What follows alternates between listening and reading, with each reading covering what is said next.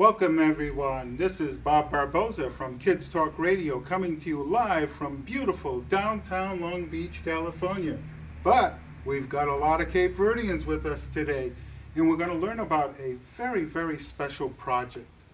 And to kick this whole thing off, we have a special guest that's come all the way from San Diego.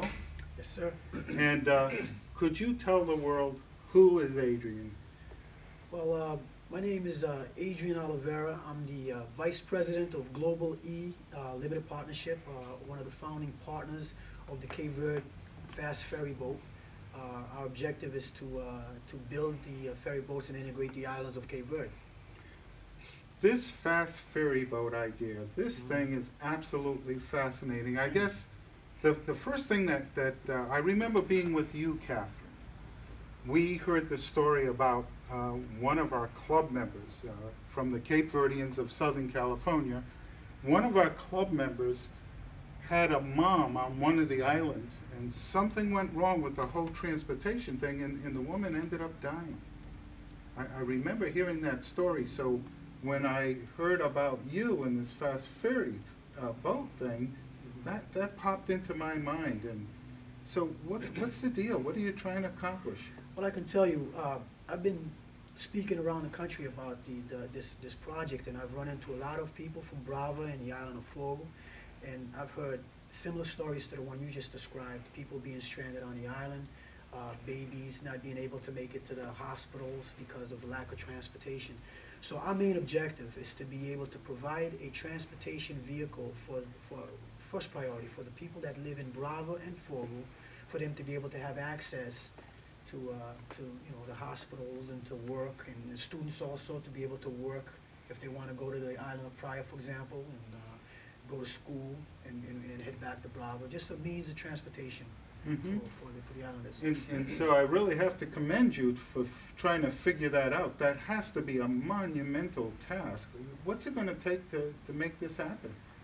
Well, what it's going to take at this point is just the Cape Verdean community at large around the world to get involved and support the project, because we're about 80% there. We have the full support of the government. As a matter of fact, we've been given a €1 million grant from the government for this particular project. They're upgrading the docks. We've been given some land concessions, and we've been given the full support of both political parties on the island. So at this point, it's just a matter of selling these bonds, which is the primary focus right now, and getting the diaspora and around the world, not just here in the United States, involved, and getting people engaged and getting this, getting this project off the ground. Now, you use the word diaspora, and we hear that word tossed around, and I'm saying, have you ever heard that word before, diaspora? Actually, I haven't. So that, and I think most kids have not heard that word diaspora. What does that mean?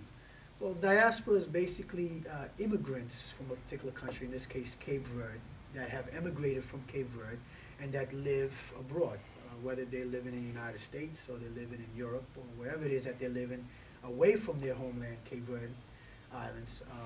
You would consider them the diaspora, and also their offspring. So in cases where you have second, third generation Cape Verdeans, they would also be considered, because they come from that same lineage of Cape Verdeans, so they would also be considered a diaspora community. Well, I'm going to go over here to Catherine in a second or so here, and Catherine, tell our audience who you are and the organization that you're a part of. My name is Catherine Silva Walker, and the organization that I'm a part of is the Cape Verdeans of Southern California. Now, you've heard about this fast ferry project, and what's your feeling? Oh, I think it's the greatest thing that hit Cape Verde. It's kind of ironic that pretty much the majority of all Cape Verdeans that are here in the United States have immigrated from Brava. Amongst the other islands that we have, a lot of them have immigrated from Brava, and to get to and from Brava, because of the conditions there, the only way is really by boat. They've had an airport at one time, but because of the conditions, the winds and everything, it's pretty difficult to fly in and out consistently. And over the years, they haven't had any consistent transportation from Fogo and Brava, so thus, the immigrants there, or the people there, have a difficult time getting from one island to the next, especially when they need to. So having a company come along they're going to implement a program where we'll have several boats going back and forth on a consistent basis is just not only going to help the people there on the islands, but also the tourism, and it's gonna be the greatest thing to hit Cape Verde since the independence. Oh boy.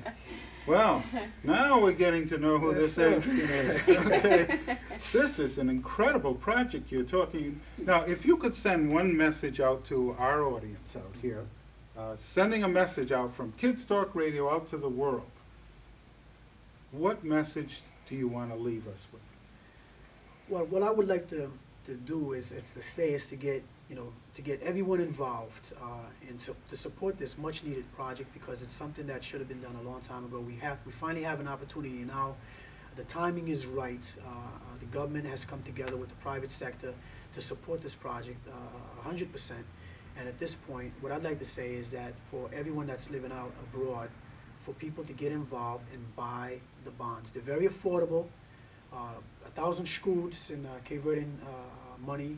If you want to pay US, you're looking at $12.50 per bond. There's no limit, minimum limit that you can buy. So you can buy, whatever it is you can afford to buy, and every little bit helps. I mean, if we all, just here in the United States, there's over 500,000 Cape Verdeans, but this isn't just for Cape Verdeans. There's a lot of tourists also that visit the island. It's an opportunity for you to be able to go out and visit all of the islands in all its splendor. I mean, you have the black sandy beaches of Mayu, the volcano terrain of Fogo, the pristine white sandy beaches of Boa Vista, amongst the beauty of Brava. And this is an opportunity for even non-Cape Verdeans to be able to enjoy the islands in all its splendor. And all that I would like to get out is for you to get involved in some capacity, in some way. You can go to our website, www.cvfastferry, that's cvfastferry.com, or www.caboverde, C-A-B-O, Verde, V-E-R-D-E, online, and it will direct you to the steps that you need to take. But I just encourage everybody to get involved and be part of this great and momentous thing. Well, I wanna come over here for a second now. You are going to get to be one of the lucky guys that is going to go to Cape Verde and find out what Adrian's talking about. We're going to get on whatever's operating over there to go from island to island. And so, are you pretty excited about this stuff? Pretty excited. I mean, first time I went out to the country was going to Rome.